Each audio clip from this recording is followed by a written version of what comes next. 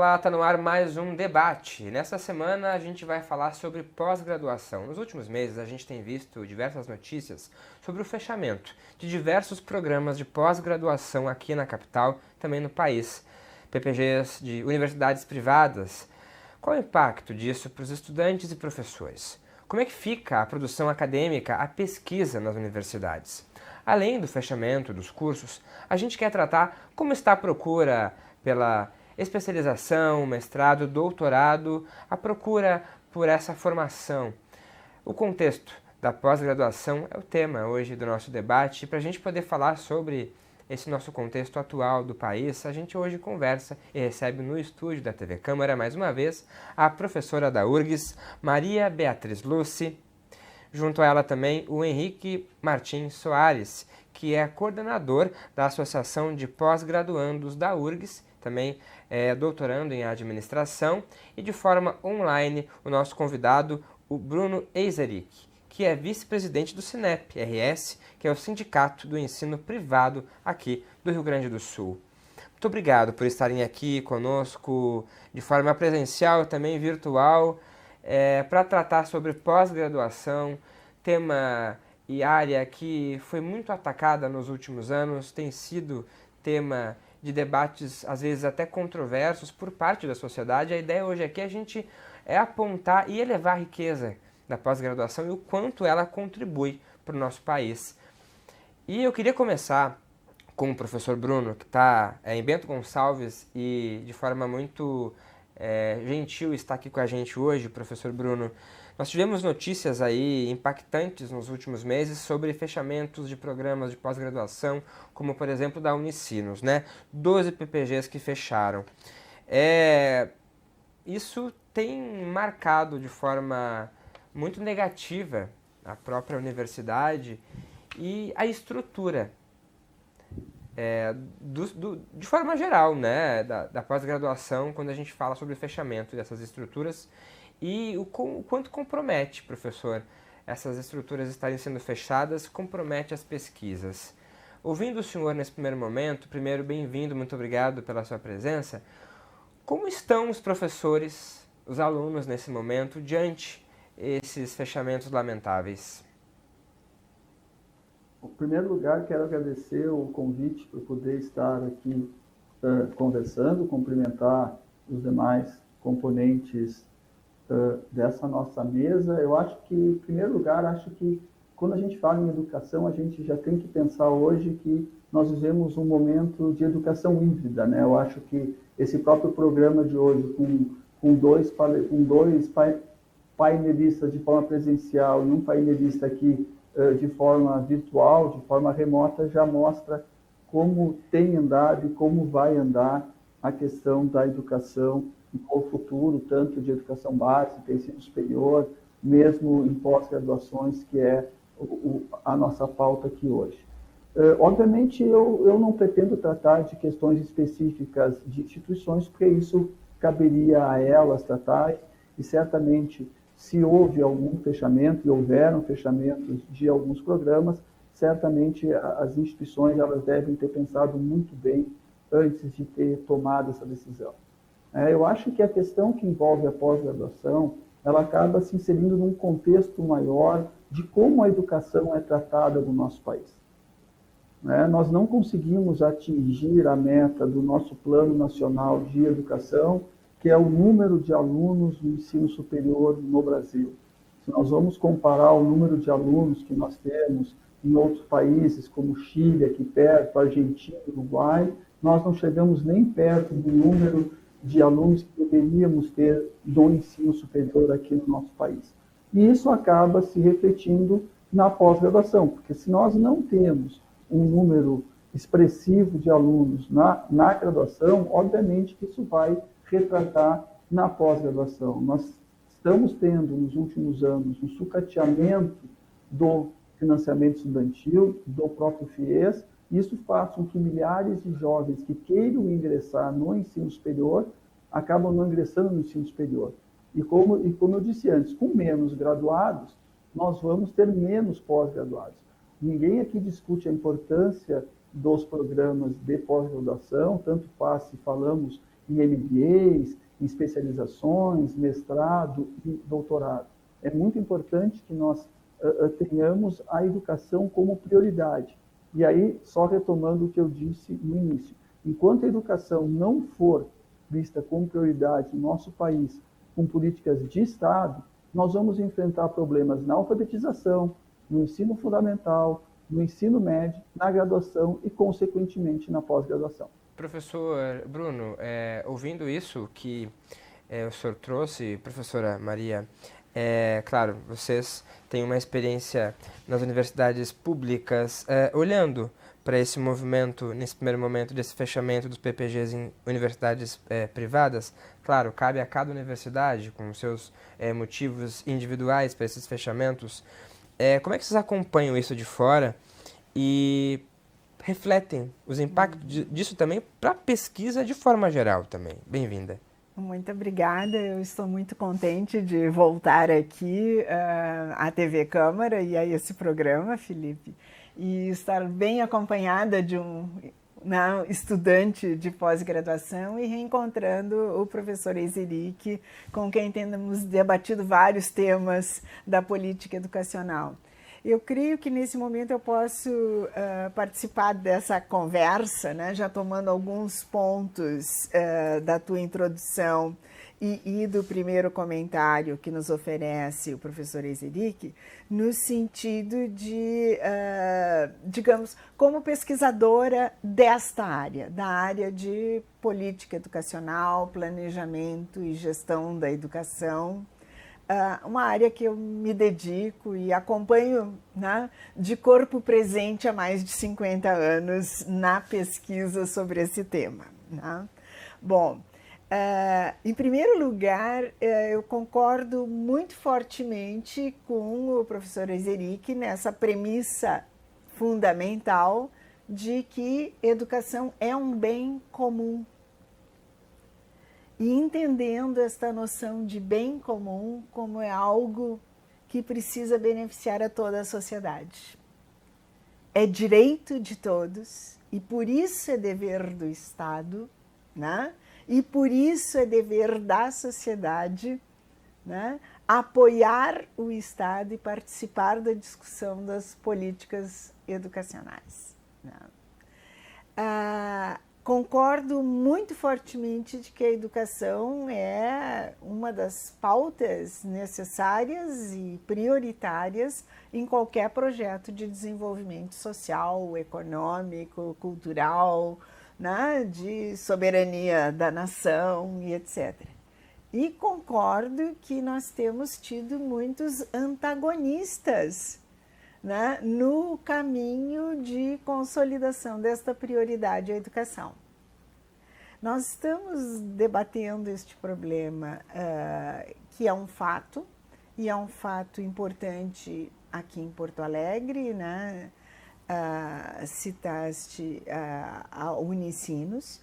É um fato, aqui em Porto Alegre nós temos a Unicinos com um campus, né? Mas ela tem sede em São Leopoldo, né? Nós tivemos o encolhimento, né, o fechamento de programas de pós-graduação, mais recentemente amplamente noticiado na UBRA, em Canoas, mas a PUC também, que é outra universidade importante aqui da nossa cidade, e assim vai, e isso está acontecendo com muitas das, né, tragicamente, eu diria, das nossas universidades comunitárias também do interior do Rio Grande do Sul, né, que são pilares muito importantes para o desenvolvimento das regiões. E nós temos vivido também alguns problemas e crises, se a gente toma num sentido mais amplo, também na pós-graduação nas instituições públicas. Então, há neste problema, neste fenômeno, alguma coisa que vem mais marcadamente, ou que é um fato nas instituições privadas, né? Sejam elas as particulares, que têm fins lucrativos, ou as comunitárias e confessionais, que são instituições sem fins lucrativos. E perante a legislação brasileira, né, o Estado brasileiro, há um tratamento diferenciado entre umas e outras, né? Mas, importante dizer, na pós-graduação, e o Brasil teve um desenvolvimento muito importante da pós-graduação, inclusive comparado com outros países, né? E o professor Zelic acabou de fazer um exemplo que, lamentavelmente, eu ia te dizer, Bruno,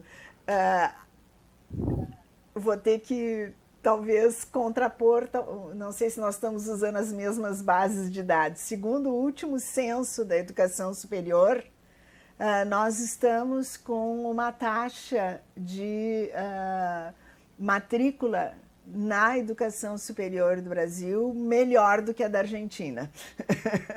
Tá? São efeitos...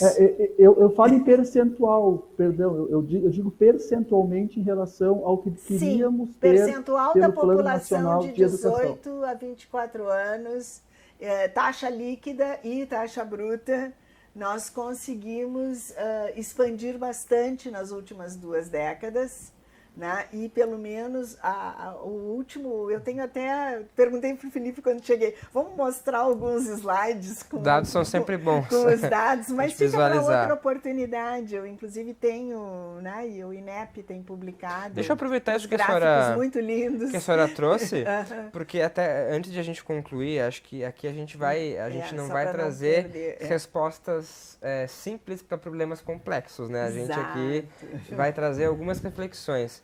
Mas eu só queria antes pedir para a senhora concluir, porque eu quero fazer uma pergunta pro Henrique sobre essa adesão após. Mas, por favor, pode concluir. Porque a gente tem tido alguns sintomas de crise na matrícula de graduação e pós-graduação, tá? Em todas, públicas e privadas. Tá? Mas, então, eu queria dizer, nós todos concordamos sobre a importância da educação, o valor da educação, o interesse da sociedade, o compromisso, né, o dever do Estado em relação a isso.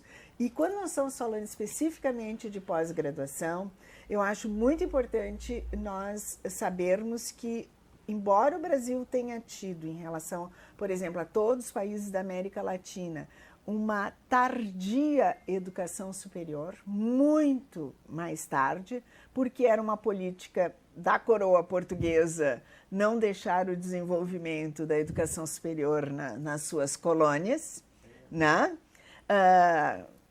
Já em 1500 vieram os primeiros, eram seminários, mas eram universidades na costa do Pacífico, da América Latina, e nós só fomos ter universidade no início do século XX.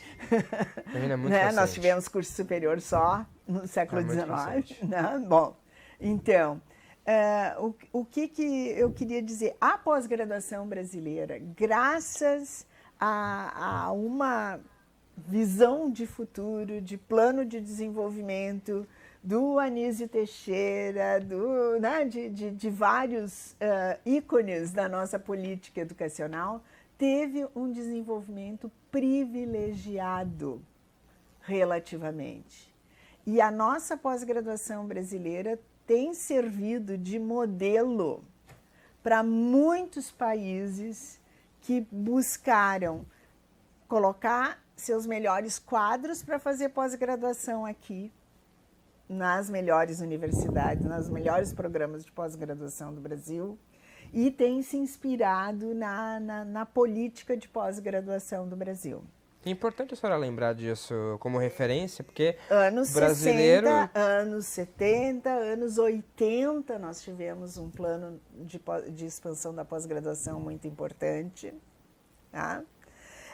Eu mesma sou fruto destes primeiros investimentos, né? Deixa eu só falar com o Henrique antes de voltar. Para dizer. Porque é importante a gente lembrar que o Brasil o brasileiro de nível, às vezes o senso comum do brasileiro, ele muitas vezes pode recorrer a uma valorização um pouco baixa do que a gente produz aqui no Brasil e só bota os olhos lá para fora. trazer esses dados aqui Não evidencia... é original dizer que é um pouco da cultura Exatamente. vira-lata, né? Exato. Henrique, essa adesão, lendo análises de professores da USP, por exemplo, sobre essa baixa procura da pós-graduação, trouxeram justificativas como, por exemplo, desmotivação diante da escassez de bolsas de pesquisa, falta de perspectiva para a continuidade da carreira como docente. Como é que você hoje, como um doutorando, olha para esses dados, essas informações? Bem-vindos. Tudo bem, Felipe? Boa tarde, bom dia, boa noite, né? Felipe, professora Maria Beatriz, professor Bruno, né? Na verdade, Felipe, a gente tem muitos fatores e fatores complexos com relação a isso, né? A primeira questão, Felipe, é que a gente foi ter um reajuste de bolsas, tanto CNPq quanto CAPES, no ano passado de 40%. A gente ficou 10 anos sem reajuste de bolsas da CAPES e do CNPq, sendo que a inflação nesse tempo cresceu cerca de 75% a 80% dependendo do estudo. Então isso é um problema bastante grande, né? A questão da desmotivação, a gente pode citar alguns fatores. O fator que eu acho também bastante primordial é a questão da pandemia, a falta de própria organização das universidades públicas, da privada eu não sei como, não posso afirmar, na questão de organização, né? Não se teve uma organização e um apoio institucional, principalmente em relação à saúde mental dos discentes, né? Então a gente fez na APG ano passado uma pesquisa que teve cerca de 900 a 1.000 respondentes e cerca de 90% dos discentes afirmaram que tiveram algum problema mental quando adentraram a pós-graduação, né? Então a gente não tem uma política institucionalizada com relação à saúde mental na URGS, apenas projetos de extensões pontuais que são essenciais e ajudam bastante. Queria citar aqui principalmente o projeto Medusa, do professor Moisés da Psicologia, né? Que é um projeto que ajuda bastante a gente, tanto a gente quanto o pessoal da graduação. Temos também o Pega Leve, eu acho que é Pega da URGS Leve, também. que é para o pessoal da medicina, né? O Acolhe Exefid, que é do pessoal da Exefid lá. São ações isoladas, assim, como São tu falaste, isoladas, não é uma política... Não é uma política, assim, né? Isso aí também é um fato, Felipe, que a gente tem atualmente, né? Um processo, para não ser muito exagerado, bastante complicado com relação à reitoria, né? Exatamente. A gente teve, eu sou conselheiro universitário também da URGS, né, pela APG, a gente teve a votação da destituição da reitoria, que é uma reitoria que o reitor não aparece no conselho universitário faz quase 2 anos, então todas essas ações foram presididas pela vice-reitora, que não tem diversas competências assim, né? E algumas não, como a destituição ela não pode presidir, né? E também a gente tem certos ataques tanto ao conselho universitário, né? Isso aí também foi um problema muito grande, Felipe. E eu acho que a outra questão que você citou foi com relação principalmente ao futuro da pós-graduação, né? A gente tem que pensar que a gente vive numa sociedade capitalista e a gente também tem que pensar na questão da remuneração, né?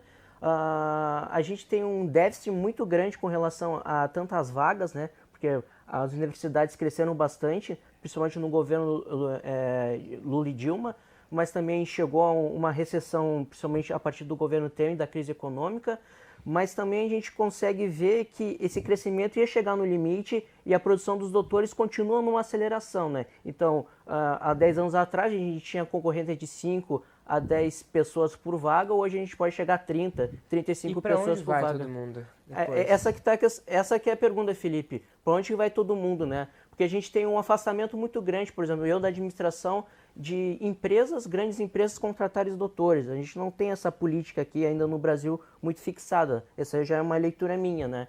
Então tem doutores que migram para outras carreiras que não necessariamente precisaria do doutorado, entre aspas, né?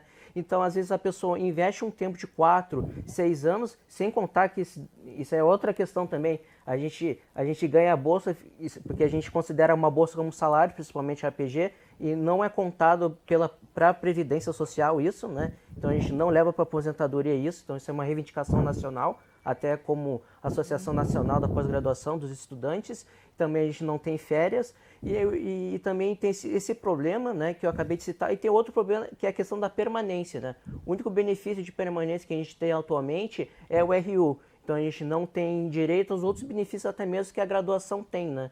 Que é benefício de permanências. Então, olhando para esse cenário que tu trouxeste agora, para todo esse desafio que é para o estudante continuar e permanecer na universidade, mesmo com esses desafios, ir lá, conseguir defender a sua dissertação, sua tese, olha a luta que é, inclusive pelos desafios mentais, saúde mental também, olha o quão é difícil chegar até isso e depois.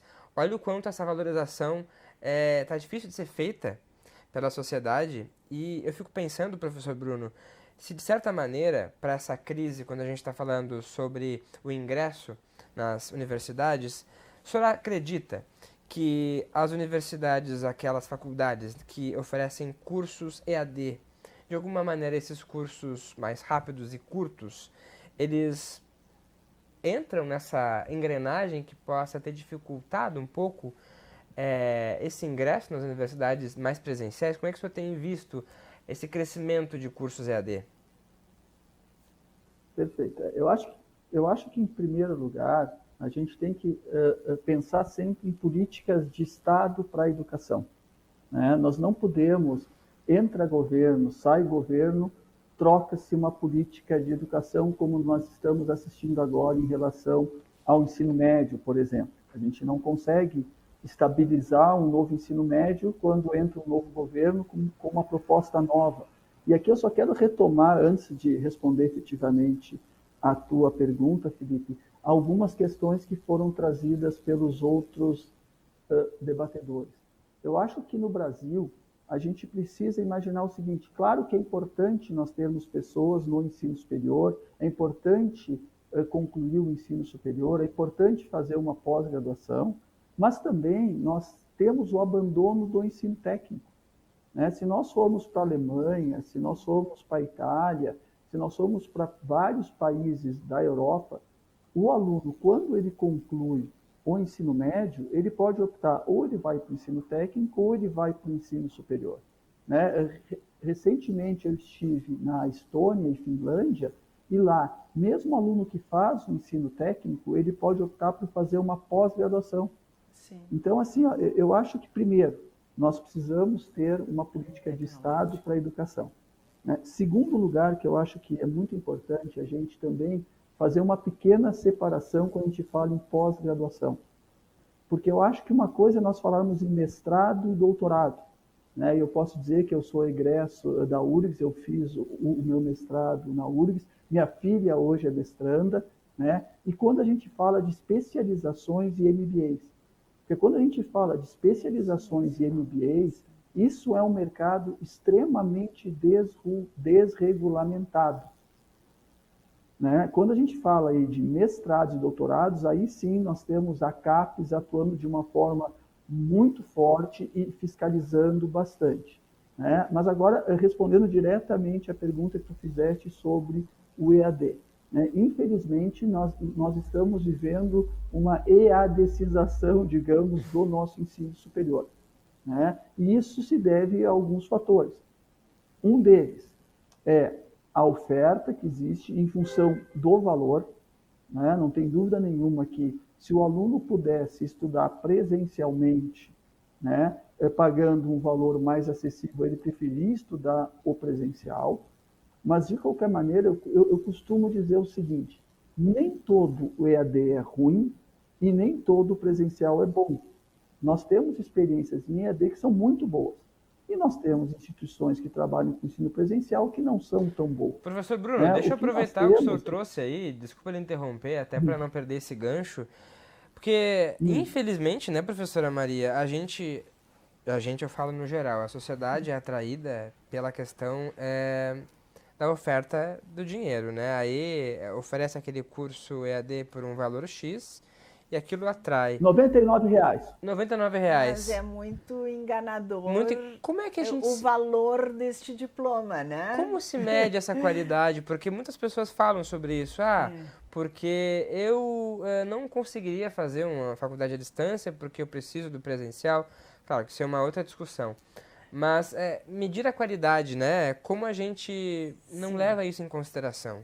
Não, nós temos uma política nacional bem definida, nós temos instrumentos, o Brasil tem inclusive uma legislação e uma concepção instituída de avaliação da educação, dos cursos de educação e das instituições. A nossa avaliação da educação superior, né, se dá em dois eixos. Avaliamos instituições e avaliamos cursos, porque há muita especificidade, né, por curso, inclusive referindo ali, né, o Bruno falou, cursos técnicos que levam diretamente à pós-graduação. Isto no Brasil chamam-se cursos superiores de tecnologia, ou seja, os diplomas de tecnólogo, eles são diplomas de graduação, né, de valor... Professora, desculpa eu interromper. Equivalente... Desculpa interromper, mas vamos lá. Eu entendo bem o que são tecnólogos, tá? Mas na Estônia e na Finlândia, o aluno que opta por fazer o ensino técnico mesmo, né, não o tecnólogo, ele pode depois fazer uma pós-graduação. Não Brasil é o tecnólogo também. Nosso, não. No Brasil... Não, mas aí é o tecnólogo. Bom, mas não, é que o nosso curso técnico de nível médio não é equivalente ao da Estônia e da Finlândia. O da Estônia eu não conheço. Perfeito, não, perfeito, exatamente. Não é equivalente.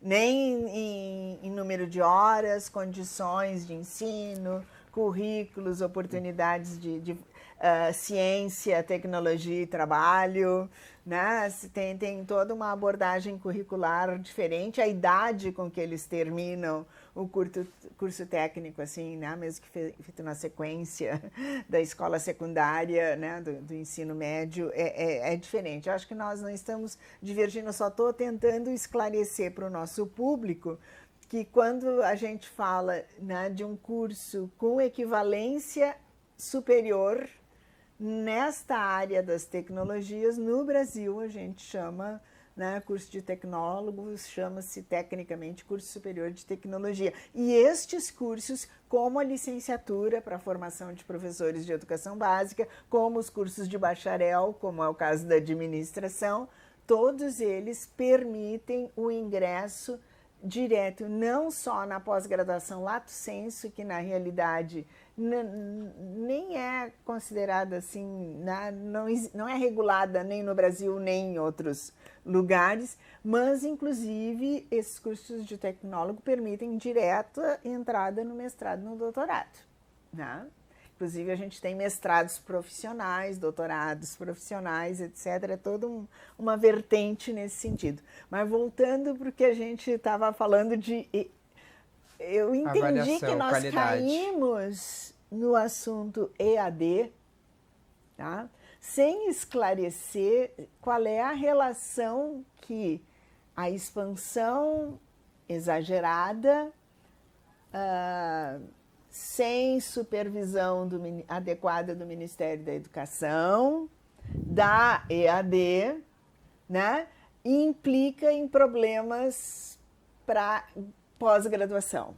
Sim, ela implica em problemas para gestão, para sobrevivência das instituições de educação superior, né? Porque os cursos de graduação, na realidade, em geral, nas instituições privadas, são o que dá o lastro financeiro para poder ter alguns cursos de graduação que não têm tanta demanda e são muito caros, e para ter cursos de pós-graduação, laboratórios de pesquisa, bolsas de iniciação científica, etc., que vão nos levar digamos, a trajetória formativa, né, da graduação para o mestrado, para o doutorado.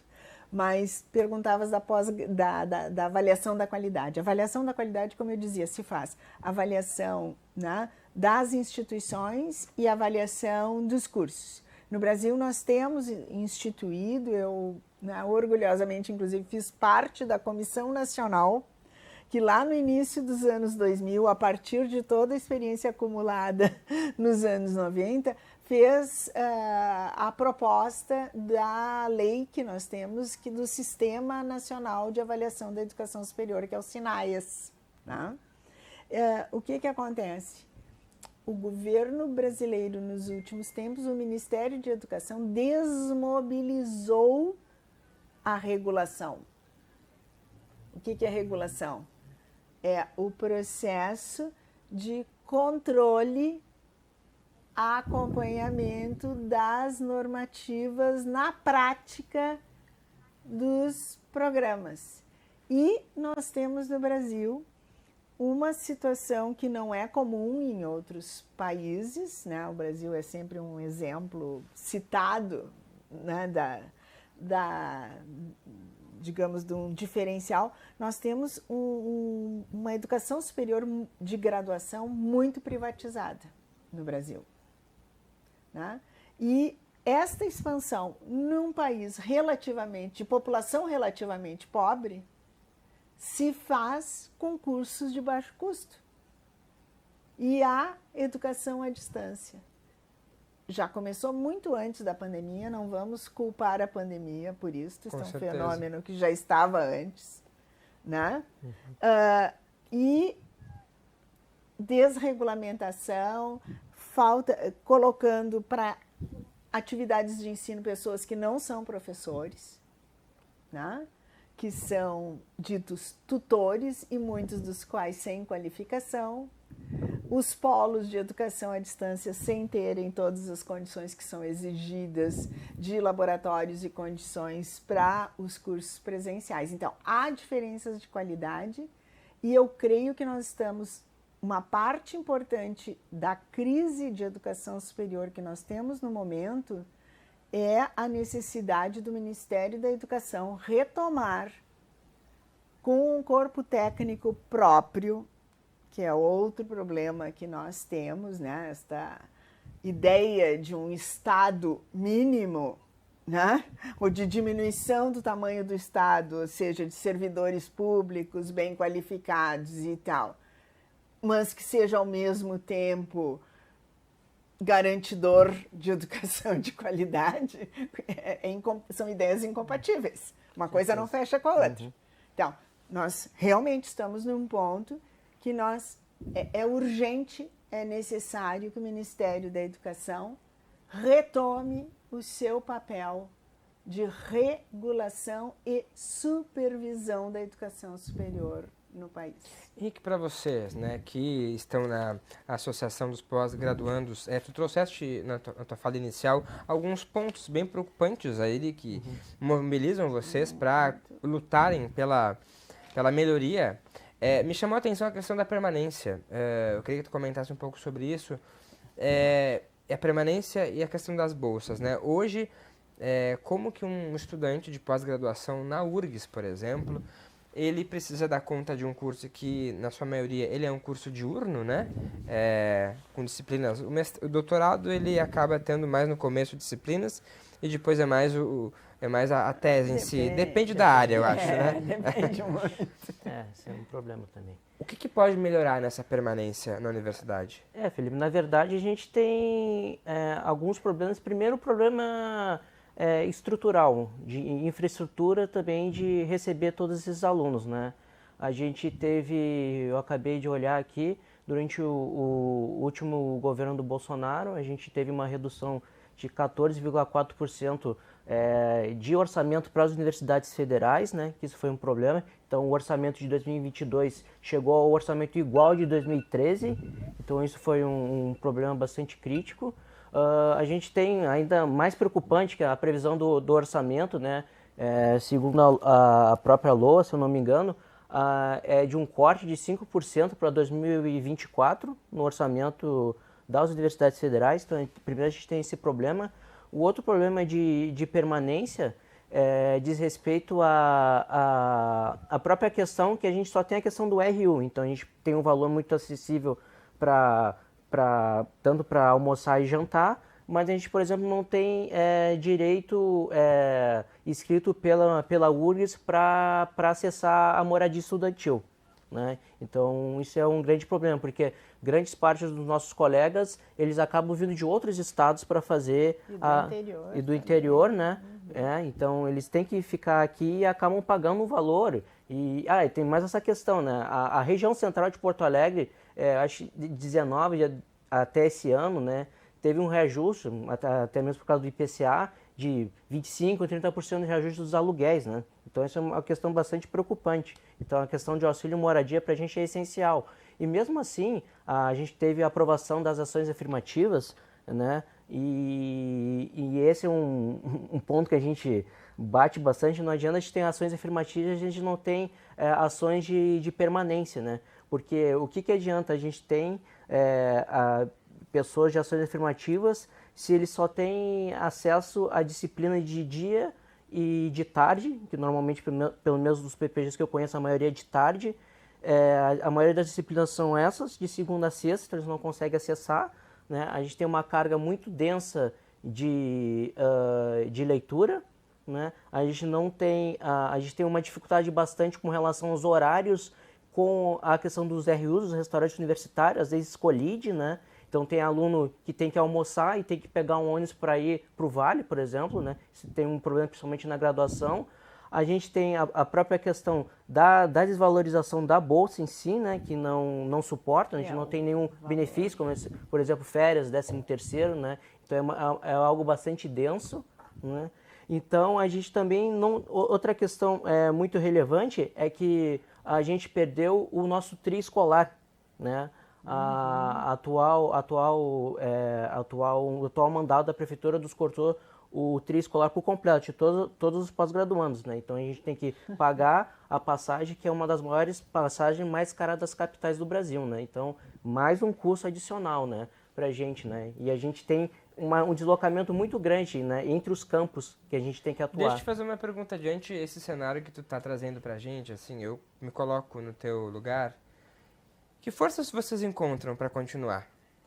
É quase um amor mesmo, né? Que a gente gosta, porque essa questão, os professores não falaram, a gente teve uma desvalorização bastante na questão dos salários dos docentes de universidades federais, né? A gente não teve um reajuste adequado, então tem muitos empregos, assim, que antigamente, assim, 20, 30 anos atrás, o salário dos professores das universidades federais era gigantesco. Agora, enfim, tem muito concurso público, assim, que tu não quero nem relativizar, mas tu consegue ter menos obrigações e tu ganha mais, né? Então isso também é um problema, né? Mas a gente faz porque a gente gosta, porque a gente é uma questão social da gente. Eu, principalmente... Gosta ou acredita que é uma Gosta e função acredita. social importante? Gosta e acredita. A professora do lado. Né, que a pesquisa é fundamental para a sociedade, né, para a qualidade de vida das futuras gerações. Falando em pesquisa... Para resolver e cuidar e resolver dos problemas do planeta. Deixa eu perguntar para o professor Bruno, porque assim, infelizmente, professor, com esse fechamento de alguns cursos, pesquisas tiveram que se adaptar e outras, inclusive, não puderam ser realizadas por conta disso. Como é que o sindicato, de alguma maneira, conseguiu acolher aí esses estudantes, de alguma maneira, dialogar com as faculdades para tentar encontrar algo que possa melhorar esse quadro da maneira como ficou?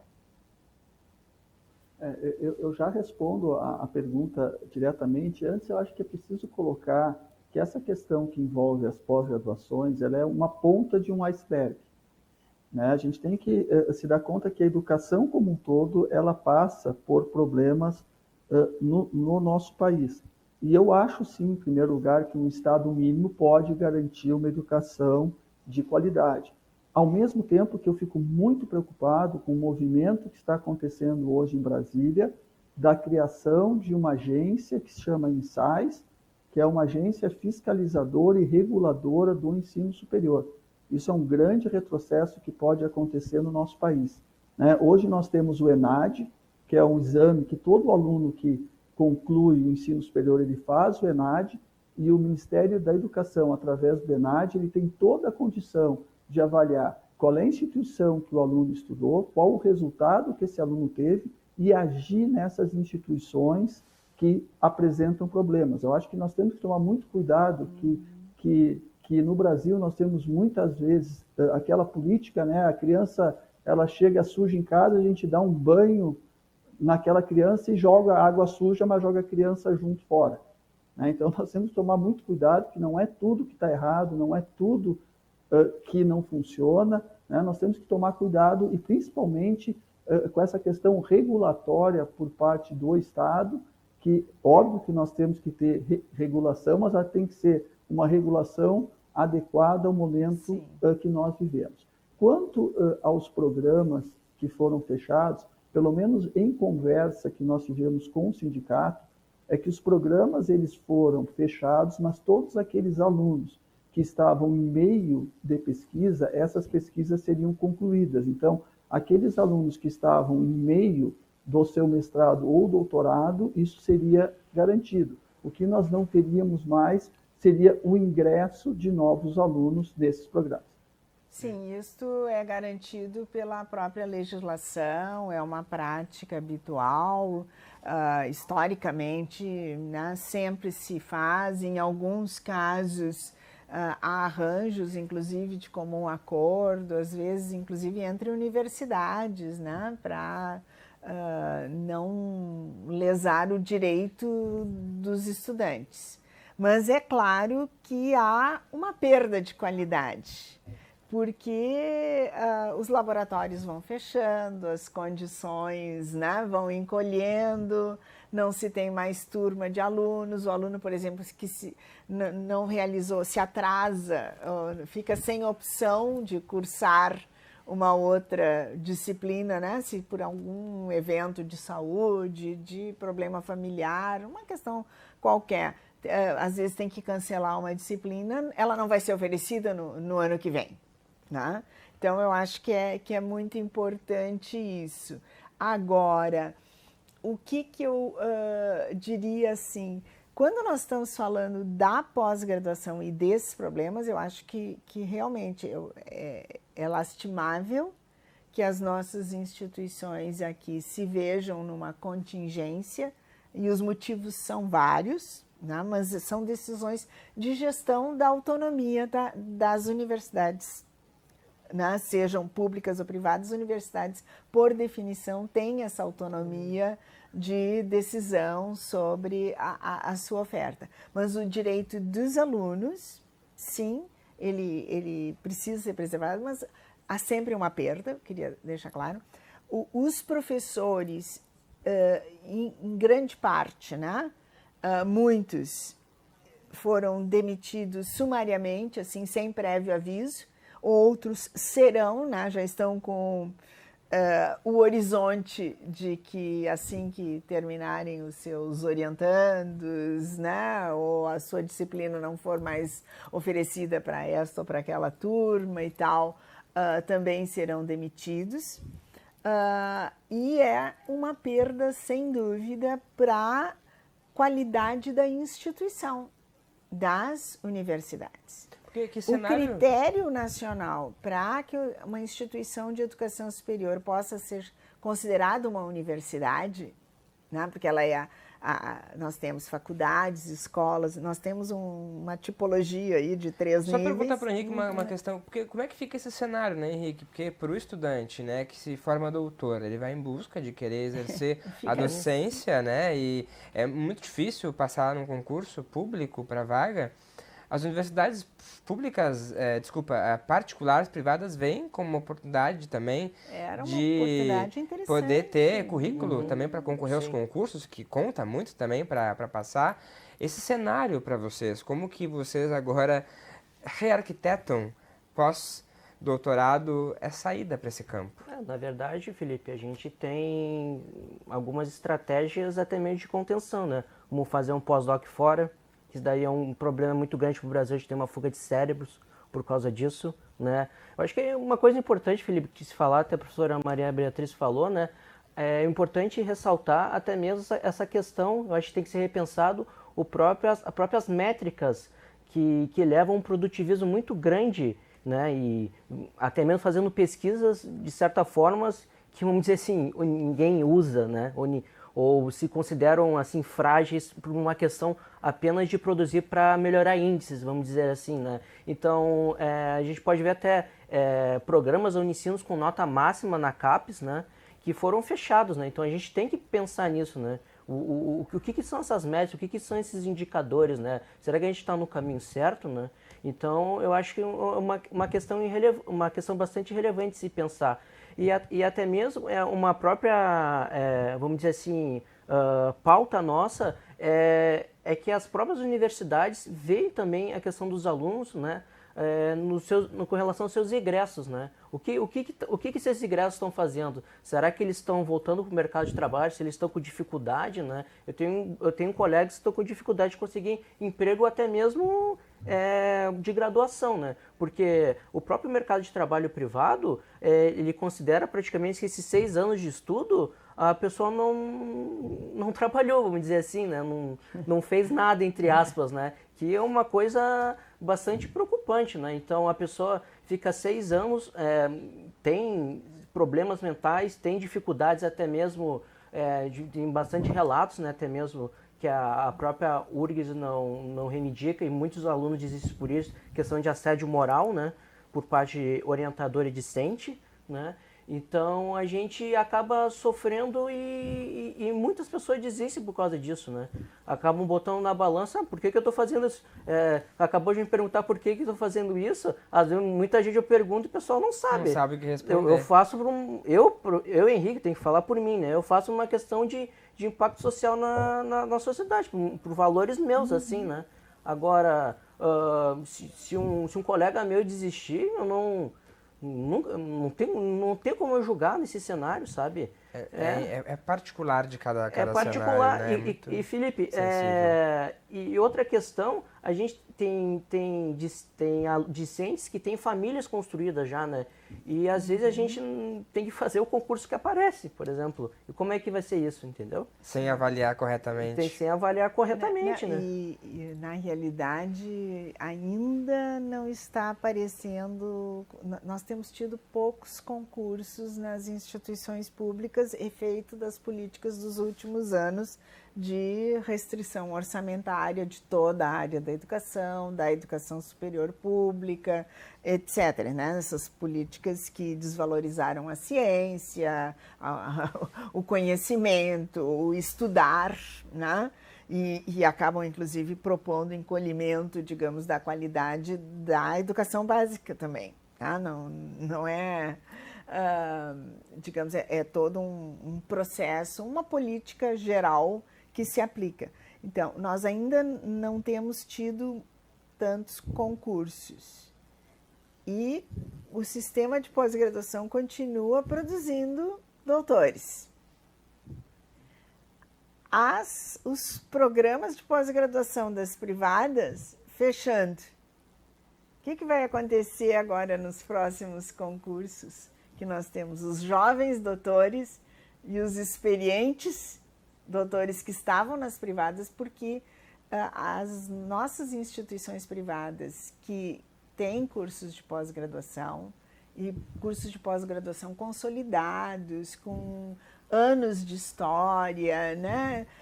Professores muito experientes, qualificados, também tinham bons planos de carreira, né? A remuneração sempre foi condizente. Vários dos meus ex-orientados, indistintamente, pela oportunidade, pela área, por outros fatores, acabavam escolhendo ir trabalhar numa universidade pública ou numa privada, quando eles são bem qualificados. Professor Bruno, né? diante E disso... agora está todo mundo tentando entrar numa pública, porque pelo menos tem uma carreira, mesmo que o salário esteja... Diante disso que a professora Maria trouxe, o Henrique também, o professor Bruno, como é que esse cenário ele pode ser visualizado daqui para frente, né? Foi falado muito sobre essa questão da produtividade, que é tema de muito debate, sobre essa superprodutividade. Não é a causa do fechamento sobre essa dos questão programas da de pós-graduação. análise também dos Não, sim, programas. é outro problema. Como é que o senhor tem outro visto isso, por gentileza? Problema correlato. Eu acho que, em primeiro lugar, é importante que a gente tente tirar o viés político, né? Porque tem se falado muito aqui em Bolsonaro, né? Lembrando que o atual presidente cortou 116 milhões de reais no orçamento para a educação. Eu acho que todos os últimos governos no Brasil não têm dado o atendimento que a educação merece em todos os níveis. E eu entendo que quando nós falamos de instituições privadas e mesmo instituições públicas, a pesquisa, só pela pesquisa, ela não se explica, né? Nós precisamos ter a aplicação desta pesquisa. Nós temos que ter, mesmo a Universidade Federal, onde eu fiz a minha graduação, onde eu fiz o meu mestrado, né? Ela precisa estar aberta para a sociedade, precisa trabalhar junto com as empresas, trabalhar junto com a sociedade. É importante, eu acho que a gente tem que falar, sim, sobre produtividade, né? Eu acho que nós temos que, esse é um assunto importante, a gente não pode simplesmente dizer, olha, eu vou fazer um mestrado, que eu vou fazer uma pesquisa. Bom, e qual é a aplicação? Para que vai servir esse teu trabalho? Então, eu acho que sim, eu acho que ter uma produtividade, ele é importante. Eu acho que não só as instituições privadas, mas as públicas, elas têm que estar atentas a isso. E infelizmente, ninguém gosta quando nós temos fechamento de programas, mas se nós estamos tendo fechamentos de alguns programas, é que talvez não sejam necessários, no momento, profissionais para essas áreas também. A gente já estourou nosso tempo de debate, porque é um tema muito rico falar, sempre é importante falar de educação, e pós-graduação é um tema que a gente precisa debater mais. A gente precisa encaminhar para o final agora. Eu queria que vocês pudessem concluir brevemente com essa fala do professor Bruno, para os encaminhamentos, refletindo agora o que a gente pode esperar desses próximos anos, professora. Eu tenho sempre esperança, né? Trabalho sempre com o horizonte da democratização da educação, porque acredito que a educação é direito de todos, né? E que nós temos um compromisso geracional ou intergeracional de promover a igualdade de condições de estudo, e a produção científica, sem dúvida, é importante. É claro que a ciência tem o compromisso com o desenvolvimento social, mas pesquisa básica também é importante, senão nós não teríamos os grandes avanços científicos, né? E essa é uma discussão importante a ser trazida. Queria dizer que eu vejo com esperança. Nós agora, no final deste mês, temos a Conferência Nacional de Educação, a CONAI 2024, né? Que resulta das discussões que foram realizadas nas conferências municipais, nas conferências nos 27 estados brasileiros, né? E vamos armar o próximo Plano Nacional de Educação 2024, 34, 33, 34, né? Na realidade, eu acho que vai ser 25, 34. Mas já temos entre nós, exatamente no período de consulta à sociedade, e eu estou trabalhando né, como para oferecer também a minha análise crítica e tal, o futuro Plano Nacional de Desenvolvimento da Pós-Graduação, né? Que é um plano de longo prazo que foi elaborado com a participação de todas as entidades representativas, universidades públicas e privadas, estudantes, professores, pesquisadores, gente do mundo empresarial, das grandes, inclusive das grandes instituições de pesquisa pública ou público-privada do Brasil. Então, eu tenho esperança. Agora, nós temos uma desigualdade muito grande, nós temos problemas da política econômica a resolver. Tudo isso atravessa. E tudo isso, na educação depende do fundo público, né, para poder combater as desigualdades. Então, nós todos brasileiros precisamos ter muita expectativa de que o nosso desenvolvimento econômico, né, possa sustentar o nosso plano de desenvolvimento social e principalmente educacional. Professora Maria Beatriz Lúcia, obrigado pela sua presença aqui, Felipe, bom trabalho a um grande nós. prazer e te ter assim como entrevistador que conhece e aprecia esse riscado, é muito bom. Estamos juntos, por favor, Henrique, sua mensagem final. Primeiramente, queria agradecer essa oportunidade. A Associação de Pós-Graduação está sempre disposta a conversar com todos e todas que quiserem participar. A gente é uma gestão aberta, né? Eu acho que o nosso futuro é um futuro, discordando do professor Bruno, né? O nosso futuro é um futuro político-social. Eu acho que tudo é política. A nossa não manifestação é uma manifestação política e eu acho que a gente só se mobilizando socialmente a partir da base vai conseguir transformar, né? É a partir da base. Então, através, por exemplo, das ações afirmativas, né? Tirando esse rótulo, né? Que até mesmo pessoas que atacam a universidade falam que as universidades federais são para atender as elites, né? Isso daí é uma coisa que a gente anda batalhando desde o início das cotas raciais para graduação e agora com as cotas e ações afirmativas para pós-graduação, né? Então eu vejo com uma vontade e uma força política social para a gente, assim, conquistar a igualdade, né? E dar acesso a todas e todos para uma melhor educação e assim para um melhor futuro para o país. Obrigado, Henrique Martins Soares, coordenador da Associação dos Pós-Graduandos da URGS, e volta aqui com defender tua tese para a gente poder divulgar teu trabalho também, tá? Claro, Combinado? volto sim, ótimo. Obrigado, Felipe. Professor Bruno Weiserick, por gentileza, suas considerações finais. Acho que seu microfone está fechado, professor.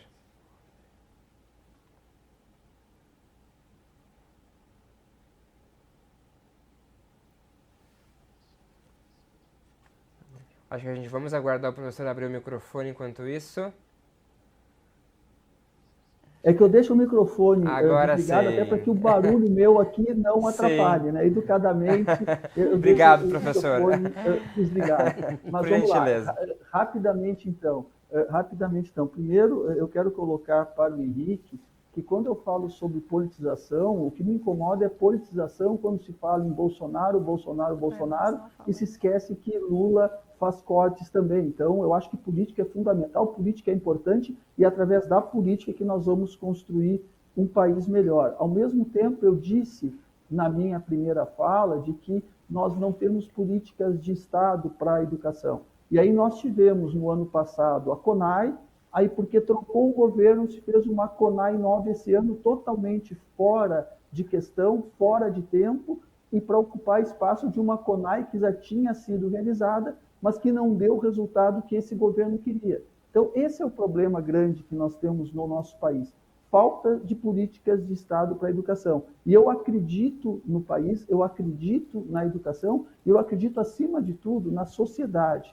Que a sociedade passe a valorizar a educação, porque aí todos vão valorizar, porque o que está acontecendo hoje a nível municipal, a nível estadual, a nível federal, é fruto daquilo que a população quer ou não quer. Se a população ela eleger educação com prioridade, os governantes vão ter que fazer isso, como na nossa própria Assembleia Legislativa, no ano passado, foi dedicado para a educação. Então, eu acho que é importante, muito importante esse debate que nós tivemos hoje, para que a educação, a gente falando sobre educação, nós vamos estar contribuindo para o futuro melhor do nosso país.